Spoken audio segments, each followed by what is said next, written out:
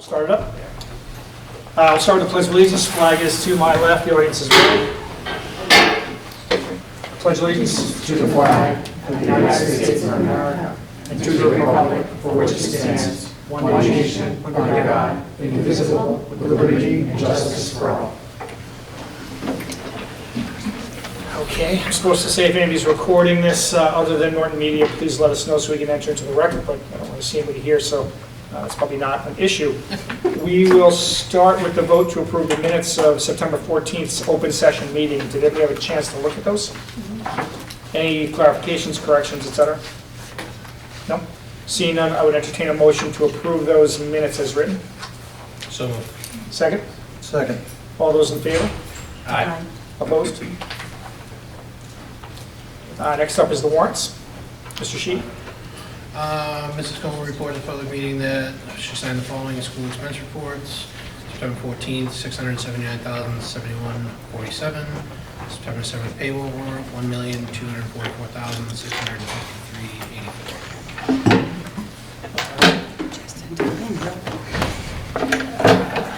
Next up on our agenda is the student rep reports. Do you guys need a second? Yes, please. Sorry. There's We'll traffic. go to the opening of school remarks. Mr. Dalton.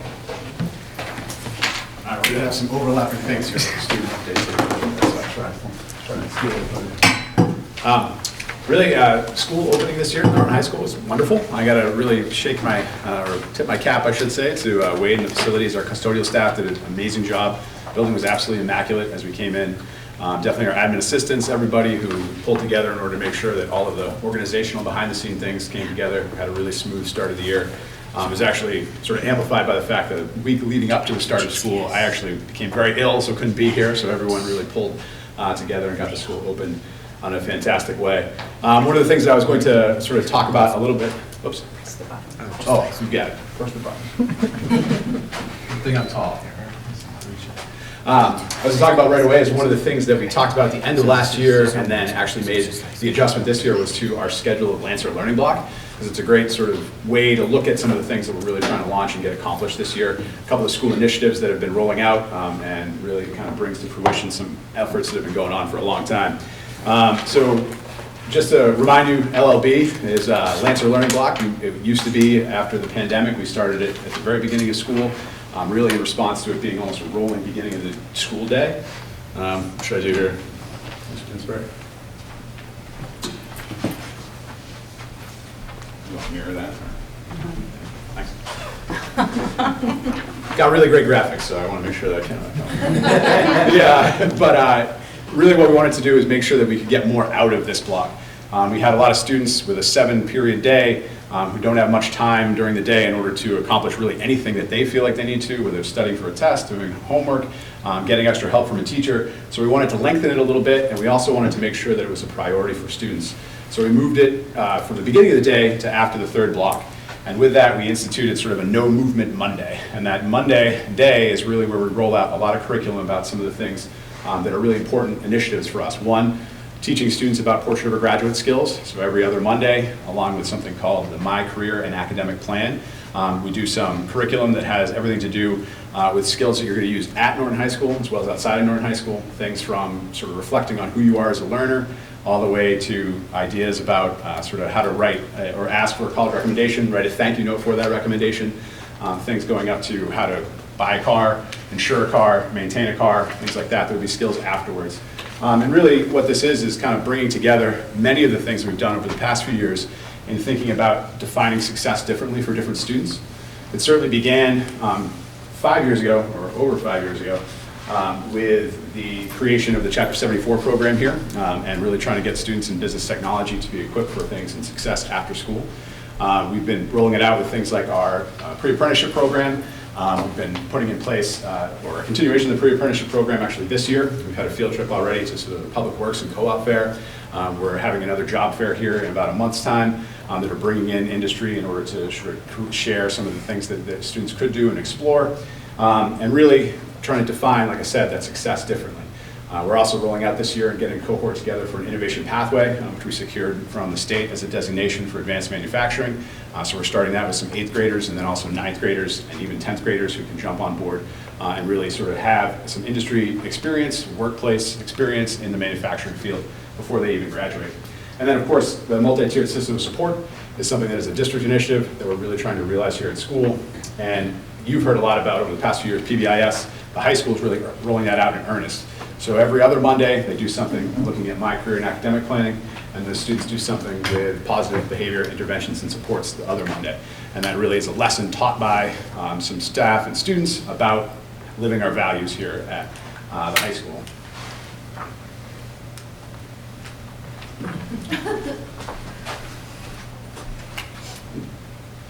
There we go. It's also a time that gives us a lot of flexible time, so something that we never would have seen with our old LOB structure is actually on Friday, I got to see about 70 students playing a kickball game with Best Buddies. Some of our students receiving special ed services, students in the READS program out there on the football field at 9:40 to 10:20 playing a kickball game. It's also flexible time to come in the library, collaborate with your friends. You can do things, it's a senior privilege right now to go to the cafeteria as well, hang out there. It'll be a privilege for students who achieve that, and PBIS can actually buy it as a privilege as well. So it's, again, a way to roll out and make real some of the initiatives that we've been looking at over time. With that, as I mentioned, here's our PBIS lessons that get rolled out. Right now, our focus is on being where you're supposed to be on time, so making sure people get to class, get to school on time. Just being rolled out here is our PBIS incentive sort of shopping cart that our PBIS staff will push through our cafeteria. Again, looking at other privileges that students can earn when they save up these points. They actually earn points for being on time when they arrive at class. They can scan, every staff member has a QR code on their ID. The students can scan that in order to gain those points and then use them for some of those incentives. So something you've been hearing about at the elementary level, really bringing age appropriate to the high school, talking about our values and talking about how we want to make sure that people are living up to those things. IMTSS, in particular, the 40-minute block, we incorporated that with something called MyFlex Learning. The idea here being that we can have good, solid interventions for students during this as well. It's flexible for some students, but if students need intervention, they can initiate it by signing up to have extra help with a teacher or a math lab every day of the week, or except for Mondays since we're staying there, or teachers can actually say, I think you need some extra help, and they can assign students to come to their LOB, come to the extra help session there. So that was part of why we wanted to do this with Lancer Learning Block, expand it and provide that. And also behind the scenes, this has given us a great opportunity to really sort of focus on some of our staff capacity with this. PLC, which is something we began last year, means once every 7 days, all of our staff meet together to look at student achievement, learn together. But also during LOB, we've been able to establish common planning time for staff to really follow through with IMTS implementation, looking at data, looking at student achievement, adjusting their curriculum as they might need to, and again, sharing best practices. And that was something that has never existed here sort of in my tenure, and even before was common planning time. So all those things were sort of things we were launching this year. So far, a month in, obviously we're going to look at successes and opportunities for growth as well, but so far it's been pretty smooth. So sometimes this works and sometimes it doesn't. That's okay. Some other things that have been going around school, awesome senior kickoff events this year. This was the first Friday of school. Seniors showed up early, or some of them did anyway. Had a sunrise breakfast out on the field. The weather actually cooperated at a beautiful sunrise, as you can see. Last week or 2 weeks ago, we had the senior cruise event that was in Boston Harbor. It was right before the hurricane, so the seas were a little high, so we stayed in real close. We went under the Tobin Bridge, went up the Mystic River a little bit, got to see the USS Constitution, which I was excited about since I'm a big history buff, but it was a cool little cruise. Students had a great time. The theme was disco, as you can maybe see from some of those outfits that are there. Our athletic seasons are really in full swing. All teams are playing. Just to give you a quick update on those, our varsity golf team here is at 3 and 5. We've had our boys and girls soccer teams. Boys, we're off to a 2-4-1 start. Girls, a 2-2-1 start. This was them playing against Westwood last week. One thing that we're excited about to have back this year is our unified basketball team. Had our home opener last Wednesday against Westwood. Had a lot of great crowd attendance. We're hoping to pack the gym here when they have a couple, I think they have 3 more home games over the course of the year. So it's going to be a great experience for those students. We had 20 students on there. Every single student scored. Kind of basically 4 full lineups as they went out. So our volleyball team off to a 3 and 6 start. Here they are against Nipmuc. That's their home opener. And then our cross country, both boys and girls teams are undefeated at 2-0. That's them against Dedham, Valensko. And then our football team here is off to a 2-0 start as well after beating Nipmuc last Friday. So it's been a great start to the year. I think we got off running, advancing some of the things and the work that we want to do here at Norton High School, and we're looking forward to a great 2023-2024. Great. Can I answer your questions? Any questions? No? Awesome. Thank you very much. Thank you. Okay, we're going to go back to the student representative updates. You guys ready? Yeah. Okay, so from the JCS, the 2023-2024 school year of celebrations at the JCS has kicked off to a great start. Our staff, students, and school community have embraced many changes and have been extremely supportive. Students have adjusted quickly to our school routines, and we are working hard to exhibit safe, respectful, and responsible behavior to earn turtle tokens.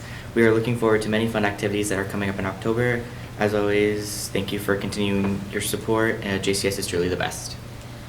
For the high school, seniors got the year started off with some celebrations. The first Friday of the school year was senior sunrise breakfast, and the theme was disco, and everyone had an amazing time at the senior cruise. Please stop editing it. Sorry. So the heat was a big story at the beginning of the school year. Teachers and students made the best out of it by keeping the lights off, getting water regularly, and heading to cooler places like the library, auditorium, cafeteria when they could. Many teachers brought in freeze pops and other things to help keep cool in class. It had been refreshing to get back to a seasonal temperatures because it was very, very hot. In a restructured LLB, the focus has been on PBIS implementation, which has rebooted for the new school year. The big focus for the first few weeks is being where you are and where you're supposed to be when you're supposed to be there. There are a few more incentives to come for students. We also introduced a broad career and academic planning program called MyCap that seeks to help students plan for the future while emphasizing skill development now. In October, we're looking forward to some great events like College Fair, Career Day, and our annual costume contest. And then the Yale had a tremendous start to the school year, as Mr. Gagan had presented at the last meeting, but the Yale is excited to get their 5th grade band started. We had our instrumental rental night, and band instructions begin next week for almost 40 interested 5th grade students. The past 2 days, on Wednesday, September 27th, and Thursday, September 28th, Sergeant Dennett was able to go to UMass Memorial Healthcare and MapFree, the foundation, to bring a fun, immersive learning experiences to our school, where our students were able to use interactive media to teach our 5th graders how to be safe from unintended injury. The activities in this huge interactive RV work to influence students to act in the best interest of their own safety. The mobile classroom is branded fully outfitted RV with interactive educational games for students to learn through direct and indirect learning experiences with the aid of UMass Memorial volunteers. Every student said how much fun it was and how great it was to have this opportunity to learn and be safe. Thank you, Sergeant Dennett and the MPD. Today, Dr. O'Neill spent the day at the Yale for her residency. She was in and out of classrooms talking with teachers and students and seeing all the excellent learning going on. She was also able to finish our day going a few good news calls of the day. What an unbelievable honor and treat it was for some of our students to have the superintendent of schools call home and tell these families. What a great job their kids are doing. It was sensational for everyone involved. Thank you, Dr. O'Neill. And that's all we have for you guys tonight. Great, thank you very much. Any questions? Okay. Moving right along, we're going to the personnel update, yeah. Dr. O'Neill. Yeah, sorry, got excited. Can't wait to present this other presentation for you all. What's yours? So I am Sorry. sharing with all of you a full list of our personnel changes for this upcoming year. As you can see, it is quite extensive. This brings us all the way back to the end of the year with resignations, retirements, movements, up until just this week when we filled in a long-term reading specialist at LGN. So that is always still in progress. I'm also sharing with you our Years of Service Awards, where we recognize our Norton staff on the first day of school for their years of service. Staff members that have been here for 10 years, 15 years, 20 years, and 25 years. And then, of course, we go 30, 35, and so on, are recognized for their years of service. And overall, we had 610 years of service to Norton Public Schools that was recognized that first day. So it's very exciting to hand out those awards every year. And I was very pleased to get my own award this year for 20 years. So a lot of great dedication to Norton Public Schools that deserves to be recognized. So do we have any open positions we're still trying to fill? Yes, currently we have one middle school paraprofessional position that needs to be filled, and then we have a long-term sub-paraprofessional position here at the high school that we are currently trying to fill. And knock on wood, that is where we are as of this moment. I remember asking this last year too. Yeah. I know previous superintendent, we had a lot of resignations last year as well. Mhm. Have we ever polled the staff? Yes, so we do exit interviews. There's a form that we do for exit interviews, and Dr. Bayetta and I actually met with several staff members last year as well. Oftentimes resignations, and I'm looking at, some of the names that are here are people who may have been on an extended leave and have decided after, a few years not to return. People that found positions closer to home, or just were able to find something that worked better for them. We have a staff member whose husband was relocated to, southern US, and so that person went with them as well. So there's a lot of different reasons. So we do give that opportunity to every staff member that's leaving Norton at the end of the year, whether it is a resignation, a retirement, or a non-renewal. What percent actually take part in it though? I would say, in terms of the actual exit survey, I would say we probably have 75 to 80% of our staff members respond to the survey itself. A much smaller percentage will take you up on the interview.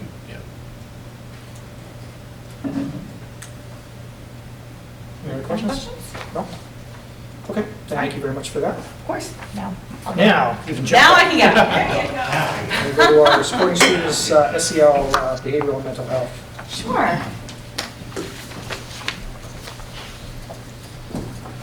So Vinny and I are happy to share some of the work that we've been doing over the last year or so in terms of supporting SEL behavioral and mental health. I got it. Oh, you got it? Is it gonna work? Yep, that's all we're here for right now. Oh, okay. So before we kind of dig into the work that we've been doing, we wanted to refresh everyone's memory, our audience at home, and those of you who are here tonight as well, about our focus around IMTSS. So when we talk about IMTSS, we're talking about an integrated, multi-tiered system of supports. So we're looking not just at the academic skills of students, but also the social, emotional, and behavioral wellness of all of our students. And that, what we do is we collect data from all levels to kind of see how our students are doing, where their strengths are, and where their weaknesses is, and how we can help to turn those weaknesses into strengths over time through different interventions. All Why don't you take this one? Yeah, so one of the frameworks that we use is the CASEL, and the CASEL for SEL is kind of the gold standard. And if you can see, it really includes not just the school and the classroom, but kind of spreads out to the community. So our work around, especially around mental health, absolutely works with our community providers, both those that are in town, like Epione and Health and Wellness and those folks, but also our state agencies, our crisis teams, our community providers that are out there. And so what the SEL mental health CASEL framework really hits upon these areas, right? And this is what we're trying to help develop those skills, at the younger ages. Obviously, those are within the classroom, within their friendships, but as we move up into the middle school and the high school, we're talking about how does that relate to the job, taking on employment, looking for employment, being successful if you choose to go on to college, how you interact, how you engage in clubs and activities, all of that. How do you manage conflict with your peers if you're, in a dorm room as a freshman? Like, we start to begin to have those kinds of conversations. So last year, Vinny and I, along with Carrie Sumner, who is one of our district PCBAs, applied for a competitive grant around supporting students' social, emotional wellness and mental health. And we were awarded $150,000 from the Department of Education for this work. And the purpose of the grant was really to look at what are we currently doing as a community and be able to expand and strengthen that work that we're doing, especially around multi-tiered systems of supports, helping us to build stronger partnerships with the community Vinny just talked about Epione and some of the other groups that we work with. And then there was also the opportunity for us to pilot a universal mental health screener. So that would give us more data on students that may be struggling. So throughout, expanding for IMTSS, Vinny led a group of teachers and staff, as well as parents, that looked at a universal screener for mental health. They did a lot of research around what is out there, and finally selected a good tool for us to use. We worked really consistently with our teachers and around PBIS to take a look at what are we offering in the classrooms, how are we strengthening those lessons that we're sharing with students, and making sure that staff felt comfortable about preparing those lessons. Our elementary classrooms have been using PBIS for a number of years now. I think we realized the other day that I think we're up roughly on year 7 of PBIS implementation at the elementary schools, specifically JCS and LGN. But as Dr. Dolman mentioned tonight, that high school is a little bit, kind of to start up now, and the middle school is further behind because you build the program in a student's advance. So really helping to make sure that staff had the capacity that they felt comfortable in teaching the lessons. And then the other thing that we've done too is really work with the Leslie University Trauma Institute to offer courses free of charge to our staff here, so that they have a really strong understanding of what a trauma-sensitive school and a trauma-sensitive classroom looks like, and how they can support students that have a trauma background. And I think one of the important things as part of this grant was the universal screening for mental health. I'm sure folks have heard, that there's a mental health crisis in our youth right now, and the Department of Ed really pushed for us to make sure that we were looking to identify students earlier and get interventions in place, whether they're within the school or in the community, as quickly as we can, so that they can get the services they need, be less disruptive to their learning, and in some cases, the learning of others. So we, as Dr. O'Neill said, we had a group of teachers, counselors, community providers, parents who worked with myself, and we looked at a number of mental health screeners that are available out there. We actually talked to a number of other school districts that have implemented or in the process of implementing universal mental health and SEL screeners. And after quite a bit of work, in many meetings and many reviews, we ended up choosing the BIMAS 2. And the reason for that, there was a number of reasons. It actually was one of the screeners that a lot of districts that had this grant before had ended up landing on. It's quick, it's computer-based, it looks at both SEL and mental health, as you'll see. It translates a good number of languages, easily translates right within the platform. It's quick for parents and teachers and students to use. And from a reliability, validity standpoint, it was actually one of the better screeners as well. And as you see, it looks at behavioral concerns, social emotional wellness, and then integrates that into behavioral outcomes and then larger mental health concerns. And so what we're going to be doing now is, we got the grant end of December, beginning of January. And because we had already done screeners like the signs of suicide and so forth, the department allowed us to go through this process and then begin implementation this year, because we have an experience already with doing some of those kinds of screeners. So we'll be meeting, right now we're working with BIMAS to connect up with our student support, integrate our student systems, and we will be moving forward with some initial pilot screenings in grades 3, 5, and probably 11. We're meeting as a team to try to discuss how that's going to roll out. Can I ask you a question? Please, Sure. yeah. I understand that it's a pilot, but why 3, 5, and 11? It seems like between 5 and 11 is a lot of years. Oh, we missed 8, sorry. Okay. Yes, we wouldn't skip the middle school. Actually, that's really important. That was my mistake, sorry, yeah. So 3, 5, 8, so sort of those transition years is what we were looking at. And we felt, seniors, we want to know what the 11th graders need going into senior year. And junior year is a tough year. It's a tough year. There's a lot going on. There's a lot going on, there's a lot of pressure, Those the college kids pieces know. had to hit, and so, but they're not so on. So then this brings us into the SEL curriculum resources. This was another big part of the grant work that we did. I led this group with staff, both classroom teachers and counselors, and we settled on something that it's called Character Strong for grades K to 8. And so this is the elementary Character Strong here. These, you can tell it's very young in elementary, these little things you guys here. And they focus on 3 primary characteristics: be kind, be strong, and be well. So looking at social skills and conflict resolution, executive functioning, focusing, organizing, goal setting, and then emotional wellness strategies such as emotional regulation. So throughout the course of the year, students will receive lessons around respect, responsibility, gratitude, empathy, perseverance, honesty, cooperation, courage, and creativity. And so they get to about 1 character trait per month. The lessons are very quick.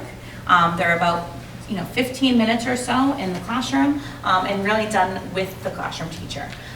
In your packet tonight, and this is something that we will post on the website as well, I included the scope and sequence of each of the grade spans so that you as a school committee and the parents as well can see the different types of skills that are taught at each grade level. And then again, this is what the grade level skills look like. So for example, in kindergarten, they're working on listening, following directions, and identifying emotions. First grade, friendship, focusing, and emotional awareness. Second grade, understanding conflict resolution, and being an active participant in school, engagement, and then emotional regulation. And that is available for you as well. The program continues in grades 6 to 8, a very similar format. As we know, our middle schoolers are not with the same teacher all day, so this will be something that is done either in homeroom or during the ICE block to provide a little bit more structure to ICE. And again, they work on belonging, the sense of belonging, increasing engagement, and then your own personal well-being and how does that affect your relationships with others. And because the high school is a very different place than our elementary school and our middle school, they elected to go with a different program that is called Navigate 360. And the difference with this is that it doesn't just have Tier 1 lessons for students around these CASEL frameworks that Vinny was talking about earlier: self-awareness, self-management, social awareness, relationship skills, and responsible decision-making. It also has the opportunity for small group lessons for Tier 2 or Tier 3 if a student or a group of students is having a difficult time with a particular concept. Or we're seeing that these students are having a difficult time with each other and interacting in a positive way. We can always pull a social group together or a lunch group, and our counselors can use them with their groups as well. And those can also be used with the new discipline policy in terms Yes. of having to offer alternatives. We can use these as part of that process as well. So just to sort of tie in a little bit around, how are we connecting with other folks? So these are just, honestly, a very short list of the community providers that we have been working with that either have been part of this grant or as a result of the grant and some of the work we've been doing, we've been able to kind of connect up with. So you've all heard Ebioni. We work with them with Sarah's Village, which, if you remember last year, they came and did a presentation for us. They've continued to offer their support and actually have talked about trying to expand some of that outward because it's been so successful. So they continue to offer the program around getting students and families connected to community-based counseling and family therapy quickly. But they also have supported us with running some programs within the schools to help with stress management, especially at the middle school level. Kyle's Cares is another group that started, unfortunately, with the suicide of one of the founding members of one of his children. And they help to support our Active Minds group, which is a group here now at the high school that really focuses on mental health and well-being and wellness and how to promote that within our student body and how to connect and break down the stigma around mental health. And then from there, Kyle's Cares had supported us and given us some funding for that particular activity. And then they asked us to consider being part of the JED High School. So JED High School is a program that looks, what they do, they're going to come in, work with families and students and staff to look at our mental health services and help us identify where our strengths are and then what areas we might need to improve on and how to get more support within the community or through funding. And they had started out in the college setting to, again, prevent suicides and to promote mental health well-being.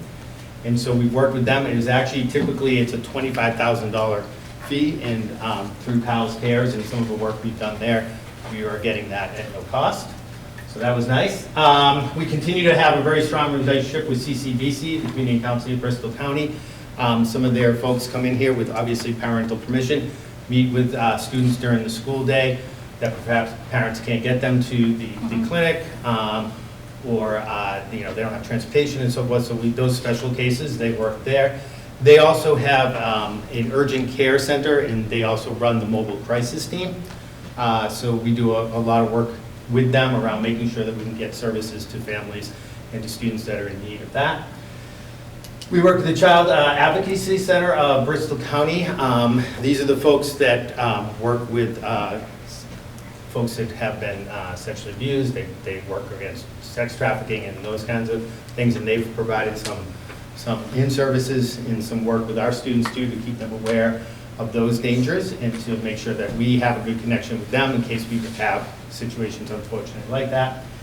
And then finally, we have a relationship with Children's Hospital's Trauma and Resilience Center, and that's part of the threat assessment. I know when Dr. Bayetta's here, he had talked about how we received a grant to work on getting trained on threat assessment and so forth, and they've been working with us, especially at the high school and the middle school, on that process, and we're beginning to roll out some of those activities, doing some trainings with our staff, and taking that process to the next step, and then being there to support us during that and to support our families that have been in that situation. I could go on and on about many other community providers out there, but those are the key ones right now. All right, so we have been asked as a district to apply for the continuation grant, which would bring another $94,500 into Norton Public Schools to continue this work. And we have submitted that grant, and our prime areas of focus here is going to be the continuation of the partnership with the Leslie Trauma Institute, really working on implementing the SEL screener and the SEL curriculum resources. And then the big thing that we want to do with this funding is expanding the bridge programming from Norton High School down to Norton Middle School. So for those of you who are not as familiar with the bridge program, it exists here at Norton High School, and it is designed to be a bridge for students that are coming back from an extended school absence or hospitalization to get them back into their classes. We're finding that there is a huge need for this at Norton Middle School as well. And so we have put the funding in there to support a school adjustment counselor at Norton Middle School that would oversee the students that are coming back from these extended absences. And then also working with that program through the Bridge for Resilient Youth in Transition. Did you want any add to that?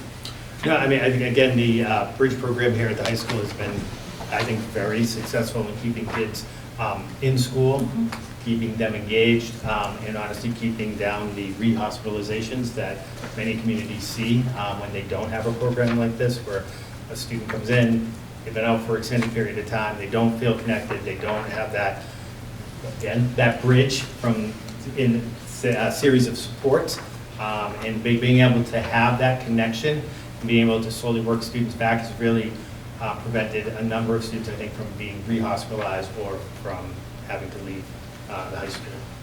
So with the bridge program, it's not necessarily, like, it could be a physical health issue. It could as be a well as physical, a- yeah, could yeah. even be like a concussion. Concussions, yeah, we've had Absolutely. kids with concussions, we've had kids with chronic illness. You know, for example, you know, a student who had a chronic illness maybe would have to miss a couple of months, you know, and they're getting supports out there, we're doing other things with them, but then they come back into school and maybe they come for a half day. And so it's not just sort of that emotional executive functioning kinds of supports, but it's also that staff going out, meeting with teachers, explaining the situation, helping get the essential work so that they can get caught up in a productive manner, in organizing that, working with families to make sure that they have all the supports they need, whether it's through the medical community or through the mental health community, or both in some cases. So, yeah, it's a really, any kind of extended absence, the same process works. Now, what about if it's like a, how do I say this? If a child's not interested in coming to school for whatever reason, like an extended, like truancy? Truancy, scenario, that. we've utilized that. It kind of depends on how many students we have and what that looks like, but yeah, sometimes it starts, unfortunately, in that manner. So yeah, we'll work with them, same kind of process. You know, sometimes when you've had a extended truancy, part of the anxiety and the part of the fear of coming back is, I've got to make all this up. Who's going to help you? What if I'm struggling, and what if I'm having a bad day? You have a place to go. You have trusted staff. And here we've been able to build on that. We have our two, key people that run the program. But we've been creative in sort of rotating some people through, like when they're at lunch. And now we're beginning to see connections with other staff as well. So it provides that safe place for students in those situations. Yeah, and again, those are the kinds of kids we're trying to wrap around. So you may be out for an extended reason, may not be a hospitalization or a medical, it may be something that didn't get you there, but you still miss a lot of school. So we're happy to answer any questions that you have about either of the grants.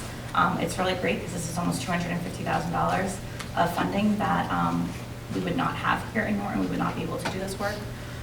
So any questions you have, we're happy to. Questions? I have a few questions. Okay, Please. sure. So, I mean, I think I love the community piece. I think that's awesome that we have these relationships and resources for students and the staff. That's wonderful, and the Bridge program is ideal. I've heard great things about it. My questions are really on the purposeful people, the character strong, and the Navigate 360, I guess. Yes, please. When it comes to the screener, what does that look like? Do parents get to opt in, opt out? Yes. Do they get to see the questions? Yes. You're the screener, so I'll let you Yes, handle all there's I'm an the opt-in, curriculum there's an girl. opt-out way to do it. It's also can be done anonymously. So there's a couple of things that we're going to be talking about as our larger group. Yes, we'll send out the questions if you're going to see them, because they're going to come out as part of the opt-in and opt-out. Okay, so it comes Yeah. like together for Yeah, for that's parents. how we'll package it. Gotcha, Yeah. okay. So similar in the past when we've done the Panorama survey or the student health survey, we've sent the entire survey to families so they can have an understanding of what that looks like, and given them the opt-in, the opt-out option as well. And so then my office would take that, and in the past, my office would take that, and we would communicate with the schools as to who was not going to participate. And so we'll do something similar to that, but it's nice to know that everyone can see the questions ahead of time as well. And to jump ahead to the JED of that JED High School, part of that is a survey. It will go out to students. And again, we're doing that one anonymously, but folks will still have the option to opt in and opt out. There, we're really trying to find out, like, tell us what we're doing well, and tell us where you think we're missing it. And we do have very active and vocal students that tell us that, which is great. I love that. I have lots of conversations with them. But I think there's probably a group out there that maybe wouldn't necessarily come to us, but anonymously would give us that information so that we can move forward. Yeah. That's really what we're looking for. Okay, so that was one, sorry. Yeah, no, No, that's great. I guess my next, I don't know if it's a question or just like, I'm just wondering, when it comes to the pieces that the teachers are actually, the lessons, I guess, is it, do they have a specific, like, this is what you do, or this is how you're gonna teach it? Or is it like, all right, today or this week, we're learning about empathy. So as the teacher, you can decide how you want to teach empathy or. So the program is actually very comprehensive, and the reason we wanted it to be that way is because our teachers have a million other things that they need to plan for throughout the course of the day. Especially at the elementary level, you're teaching math, you're teaching reading, you're teaching science and social studies and all of these other things. So they're very stand and deliver. Okay. There are some like little videos that go along. They have some cute, especially at the primary level, some cute songs about saying hello and making a friend. But they are there. It's created that way actually, specifically, and you know that was the reason that the high school wanted to go with Navigate 360 because it's truly plug and play. The teachers can get up and have that conversation with the students and with the class and follow the lesson plan, or the kids can really go through it on their own as well. So it is packaged and designed. So as you see in the scope and sequence that I shared, Yeah. you know, I'm happy to share some sample lessons with you all as well if you're interested in that. But it is very much there for them to go from. And Yes. have the teachers started this? They have not. Okay, because I'd also be curious to hear if they feel like it's not something like else, you know, like, because like you just said. Yes, they have a million things to do all day, Yes, right? yes. So we had a really great committee when we were going through this process last year and looking at so many different things.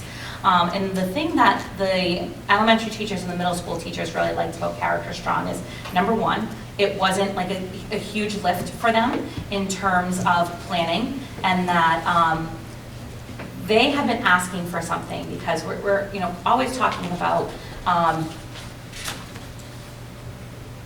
teaching children how to make friends, and a lot of times kids aren't always coming with those social skills that, you know, we may have seen before. And they were looking for something to share and to teach empathy, and something that they could do and deliver with confidence and not be worried that the message might come out in the wrong way. And I think that's what you're getting at, right, Justine? Yes. So they were really excited about it. We did have a number of staff members that tried lessons from different programs last spring. And overarching, both the elementary and at the middle school, they're like, we really like this. This works really well. It's really developmentally appropriate. So there's different lessons for each grade level, as you can see. And you can see the way that, like, in the middle school, there's a year of belonging, there's a year of engagement, there's a year of wellness. They felt like it was really appropriate for the age of the students, and the lessons and the language that they used was well done. So they were definitely really involved in that process. Okay. And at the high school, our plan is to do that during that MyCap time, Yeah. that Monday time. And that really ties into what we're hearing from industry. I mean, that's why if you look at kind of what MyCap is trying to do, part of that is, what we used to call soft skills, right? Those interactions, and in the industries are saying, we have some really smart kids coming in, but they're missing those abilities to negotiate and work with you know, vendors and talk to clients and Sure. make eye contact with the cash register, like all those kinds of Yes, things. yeah. Those are the parts that we're trying to figure out what happens when you are working with somebody you may not like. How do you manage that? Those are the kinds of skills that is tied into this. So it's social, emotional, social skills, but really tying it back to, you know, school, college, career, and those kinds of factors as well. So that'll be part of how we roll that all together, right? So Yeah. it's not separate. Is there a home component where like the families, so, you know, the teacher does this lesson and then like, is there, you know, a sheet that gets sent home or an email or like whatever, so that way the family's also understanding Yes. where they are? Yes, there is, especially with Character Strong for K-8. There are letters that go home. There's like community family letters, and they can go home. I believe there's multiple points during each of the units. So we talked about the 9 character traits and how they see them it's like once a month. So you'll get a letter home from your child's teacher, and it will say, okay, you know, this month we're working on perseverance, and this is what this means. And that way it's in kid-friendly language, and then you can use the same language at home with your child, and it's, you know, kind of everyone's on the same page. I think that too, I just want to think about Yeah. when you talk about the extra stuff for teachers. Yeah. One of the things that I think we heard from that group and from our PBIS group is like, oh, thank God, right? Because we had to try to create these lessons Right. through PBIS, and now we can tie our PBIS initiatives to some of these things. So if you're doing perseverance for the month, for example, that's something we can tie to that, and we can talk about it as a larger group and what that looks like in school, out of school, on the soccer field. What does it all look like, right, when things aren't going your way? So I think our PBIS folks who, do this all on their own and do it extra, they're excited to have some lessons that Resource. they can just plug and play, not have to, create and then explain to teachers. It's Right. just there for them to use and support. And I think when I was like looking at the program, I feel like a lot of these skills just, at least in the elementary school, probably the L too, just organically happen. These teachers are teaching perspective taking and empathy, like, oh, so-and-so knocked over your block tower, how does, how do you feel? Like, so I think they're teaching these skills anyway, like throughout the day. But I just wonder, I don't want the teachers from like their perspective, are they going to feel like they're turning into this counselor with these lessons, you know what I mean? And then how is that impacting SPED services, where if a student needs to be explicitly taught these skills, like you were saying, there's students that need the extra support, and they need the counselor and the social pragmatics from speech. Like, how does it tie into that? Is it part of the, I guess my mind is sort of going So, in that direction. I think too. from the special perspective, most of our kids, we work really hard to have our kids included. Mhm. And oftentimes, something like this would be a perfect opportunity for them to be included. So they would be included in the general lesson. It does not preclude us from continuing to do the services, whether it's a school adjustment counselor providing social skills instruction or a speech Yeah. person. But what it does do, which we found with PBIS, is it allows us to have a structure to which then connect that. So a lot of times, one of the struggles that in my many, many years of doing this, is that you kind of have these kids doing it in isolation, right? And how do you generalize those skills? So this gives an opportunity for them to feel included, because these topics are being discussed in the larger setting, and then maybe reinforced in a different way in the smaller setting. And I think for some of our counselors, it's going to be nice to have, okay, this is a topic I can jump on, and the kids are going to have some of that vocabulary already, and then we can reinforce that discussion. We've seen that a lot with, we just today, we had a visit from the Department of Mental Health after-school program to come see one of our programs, because they wanted to see what we were doing. And what they liked was that, yes, there was specialized instruction and specialized behavioral interventions going on, but the way it was presented tied to the PBIS method. So it was much more specific and much more targeted, but they were still included because it was part of the entire school. They're hearing that language, whether in the specialized classroom, whether with the school adjustment counselor, or whether in the cafeteria with the principal and with their peers. They're hearing it. So to us, it's a way to tie, Navigate 360, what the counselors really like there is that, again, yes, there's those lessons, but then there's the tier 2 and tier 3 that they can pull. So some of our specialized programs, again, the teachers and the counselors who maybe do a little bit more of that can pull, and it's tied again directly to those lessons, just kind of at a more granular level. Sure. So, I mean, that, we included all of those folks, special ed, regular ed, counselors, speech in these conversations, and community providers too. We wanted to hear from, like on the screening committee, for example, we had members of a community mental health facility, as well as the mobile crisis team, a member of the mobile crisis team, because what's going to be helpful for them? Do they think these are the things that we should be looking for from their perspective with kids that are really at risk? And again, those numbers are going up, not just here in Norton, across the board. And so this is a way to try to connect all of those pieces. And there'll be time, they'll be learned. We're going to have to learn as we go. But I think, those pieces have been considered in our conversations. Okay. And then, sorry, No. last one, I promise. I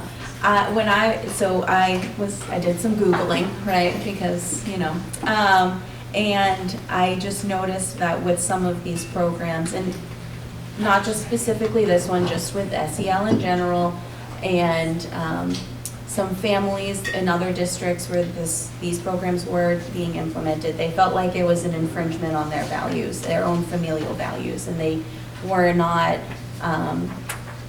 so that sort of was like, well, could that happen here if families are not feeling like this, what is being taught is something that they want to be taught, and, is there a way that we can maybe present the information before, like October is going to be perseverance, and this is what we're doing for this month, instead of like after it's taught for them. And I think the letters go home before the unit begins, so Okay. I've been in close contact with the elementary team, because they're really excited to get started, and I Yeah. said, we'll get there, let's start in October, and they want to get all those family letters out.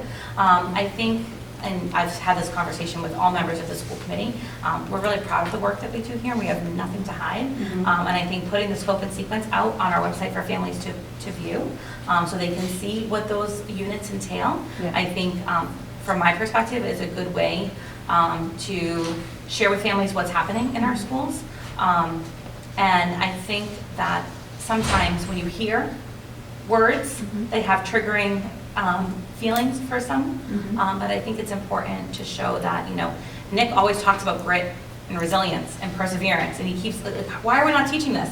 And this is the way that we are. Yeah. This is the important thing for us, that we want to show our students and our families that we value these character traits. We believe they're important. We want to instill them in our children. And we're going about it in a way that we feel is developmentally appropriate. And that, we're happy to share that information with them as well. Okay, all right, that was, sorry. That was- No, thank you, Christine, I Thank you. appreciate it. I have more questions, but not really questions. A few things. When does it take place?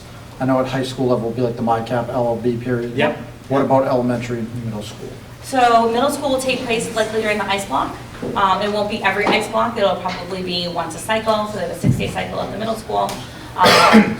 Or, once every other, depending on the way that they set up the lesson plans. In the classrooms, it will depend a little bit on the structure of the teacher's individual classroom, but it's about a 10 to 15 minute lesson. So it might take place in the morning during like that calendar morning meeting time. It could take place right after they come back from lunch, and recess as the kids are kind of cooling down. But it's a quick 10 to 15 minutes. Perfect. And then the question that I always love. Data. How do we know this is working? How do we, we've had PBIS for 7 years. After 7 years, what do we have that's saying, hey, this is actually something that we want to keep investing in, that we want to keep, driving home to our students, to our families? How do we know in 3 years, 5-year period, like, hey, this is what we did, we used the grant money from the state, this is what, this was the successes, this was some of our challenges, what do we get bang for the buck in a way, even though we're not paying for it this year? How does this kind of all work out? So I'm going to address the PBIS question first. So every single year, each of our PBIS teams at every single school go through a tiered fidelity inventory, which is where they look at all the systems that are in place, and they look at the way that it's implemented. Is that working? And then they also look at the student data. So all of the student data in terms of discipline issues or things that come up go into a system called SWIS. And I can't tell you what it stands for right now, but something. But it goes in more indicator systems, I don't even know. But we look at that data, the PBIS teams look at that data every single month when they meet, so that they're noticing, okay, there's a lot of incidents that are currently happening in the cafeteria. What's going on there? How can we work to, share the expected behaviors with students in the cafeteria, and then they go and they'll work on some of those things. And they'll say, okay, last month we really were focusing on buses and how that, and like, look at this, the bus referrals are way down. So they're using that data to continuously inform the way that they're working with students. And then it's been really great too, because as we started in K to 3 and then 4 to 5 and then 6 to 8 and so on, the receiving schools have been able to benefit from the work that we've done at the lower schools, and we share that information and that data. Okay, we've got this cohort of students coming up. They have the most difficulty in the hallway, so we want to make sure that you guys are doing a lot of work there with them. In terms of this particular grant, I think it's important for everyone to know that the $150,000 that we invested last year, that was all grant funded FinCom, they're all 5-year licenses. So we will not have to look at costs for another 5 years with these investments here. But I'll let you speak about the data component. Yeah, and so one of the things we use the BIMAS for will be actually to take some of that data. So are we looking at, how is our referrals coming in? What does that look like in terms of some of the mental health components? So we'll look at that, right? So part of when you do the SEL, then you're gonna look at your screening data and see improvement in that. And that is the same thing with the PBIS data. The interesting thing I say about the PBIS data, Nick, is that you address things as they come along. And a lot of people assume like, well, it's just about the kids, right? We're gonna reinforce the kids, we're gonna teach the kids. But one of the other parts of it is you look at that data and you say, okay, so why are we having all these issues? Yes, we want to teach the kids the skills and we want to teach and reinforce the appropriate behaviors, but is there something with our system that we should be looking at? So those teams look at that data and say, you know what, I think maybe if we changed how we call the kids out or how we line them up or which groups line up with who, we make changes. So it's not just about kind of the kids and the social lessons, it's about our structures and our systems. And we've made many changes based off of that information. Like, okay, we got to change this cafeteria thing. This is not working for us. And it kind of forces you to have those discussions. And I know at the middle school, it's had discussions that like, why is this group over here? Why is, I don't know, I'm just making up 6 purple not having this issue, but 6 white is. Yes, it could be a mix of kids, but it also could be how things are structured and they've made changes that way. So that data is used all the time, constantly. Yeah, and I think that's a perfect lead to my next question. Yeah. Like, the buy-in is huge on the staff end, Mhm. because if 6 purples really bought in, but 6 whites not, you know, how do, as admins, principals, building supervisors, you know, adjustment counselors, how does it come down from the top down, saying, hey, this is what we're doing, this is the initiative we're driving? How are we empowering those building leaders to make sure the teachers are following through on all the stuff that we have on our plate? So the PBIS folks would tell you, it actually doesn't come top down. It comes bottom up. So when you talk about our teams, we're part of that. The principals are obviously part of that. But it's really, especially at the high school level, it's driven by staff and students. We have a very robust student group that comes and participates and helps us kind of think about all of those factors. And so part of the PBIS is to grow it from that direction. But I think using IMTSS is going to help us with that because now we're looking at data systems much more closely. So there's a little sometimes, as you said, well, why is purple not having these issues and whites are? Well, that's motivating in and of itself. Mm-hmm. And then sometimes that leads to tough discussions as well from administrators. Yeah. Okay, I know you don't want to do it this way, but it's working. We need to think about doing it this way. So that data is leading to some of those discussions. And it's not subjective. Mm-hmm.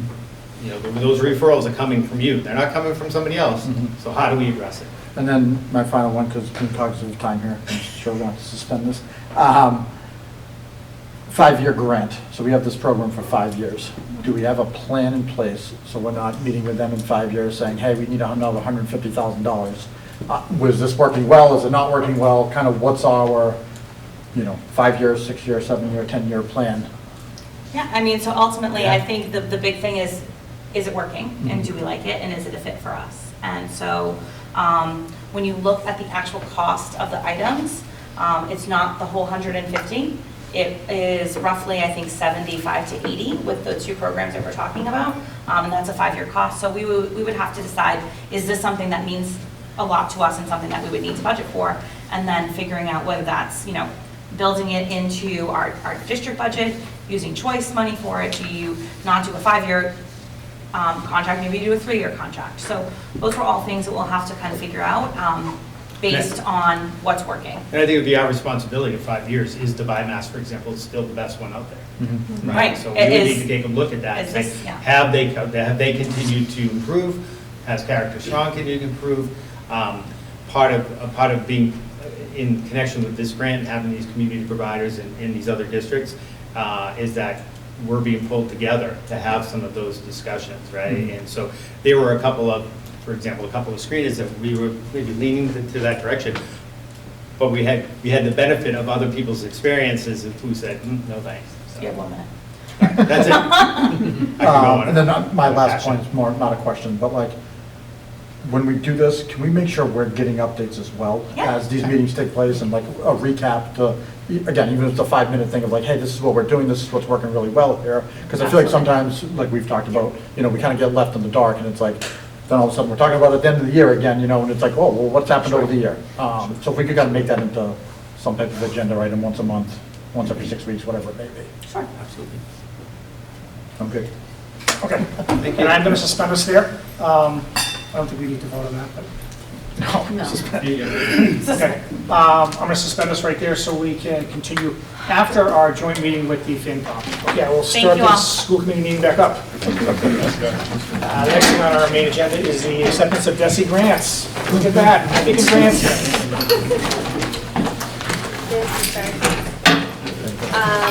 We're just asking the school committee to accept these 2 grants. They are the building capacity grants. We already spoke about building capacity. They're the building capacity of high quality instruction. And that one was for $49,104. The next one is Innovation Career Pathways Program, and that one is for $58,150. Do you need to vote on these individually? No, No. you just have to accept them. I would entertain a motion to accept these grants. Is it 58 or 59? Because you said 58 with the letters. I apologize, I couldn't read. Okay, $59,150. just want to make sure.